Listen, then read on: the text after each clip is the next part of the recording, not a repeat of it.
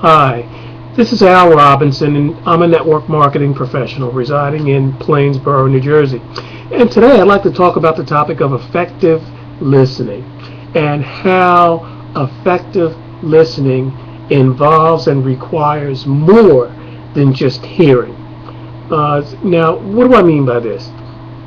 Well, and I'm sure a number of you can, share the same experiences that I have with your significant other. But oftentimes when I'm working, my wife may be passing by or come into the room or stand next to me whenever I'm doing whatever I'm doing, and try to engage in a conversation on some subject or another. Doesn't the cat look really, really pretty today, or whatever maybe on her mind? And me being me and working, I generally give the old yep, and I'm clearly not fully engaged in her conversation. Okay, I hear that she's saying something, but I'm not intently listening to what she has to say. And that's the difference that I'm trying to illustrate between listening and simply hearing. Well, we've been married now 30-something years, so my wife knows within the first 30 seconds or so, if I don't pull myself away from what I'm doing, I'm obviously not going to engage in a conversation, and I'll get the, well, okay, I see you're too busy to talk to me right now, or whatever, and she'll, wander off. Now, that used to cause a problem years ago, because I was unable to tell what was important and what wasn't important. And if it was important, oh boy, did I hear about it. So I've learned through the years that based on the inflection of her voice,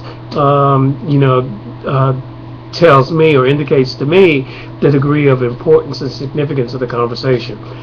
So when I hear that, I deem it is most appropriate for me to stop whatever I'm doing and engage in my wife's conversation for the sake of domestic tranquility, as it were.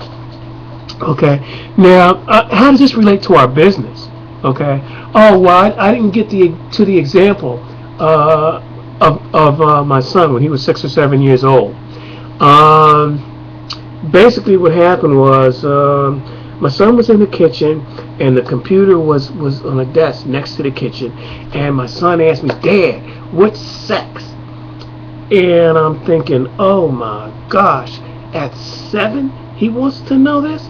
So I put aside what I was working on and turned to face my son, and we engaged in a conversation that lasted maybe 15 or 20 minutes, which was his basic introduction to the birds and the bees.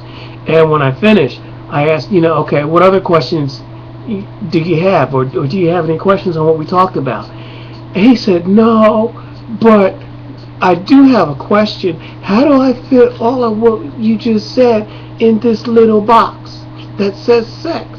And I'm thinking, oh my goodness, all he needed to know was whether he needed to respond male or female. Because he didn't know what the appropriate response was in filling out whatever form or application it was.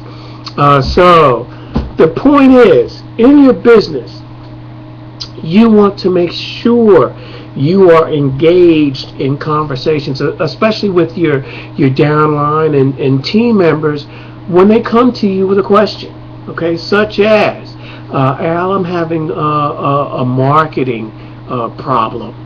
And okay, rather than do like I did with my son and engage in a general conversation on marketing, you want to ask probative type questions that probe into exactly what the person's issue is. And that's what you want to do. Okay, I understand you have a marketing issue. Exactly what is the issue you feel you're being confronted with? Describe for me exactly as you can the problem that you're having.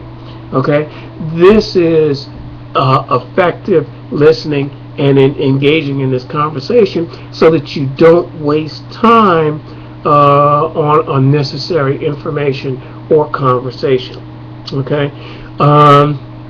Also, if you're involved in a general conversation, okay, you obviously don't want to cut the speaker off to get your question asked, or to provide or interject a comment or response. Nothing will turn off people quicker to you than that type of behavior during the conversation.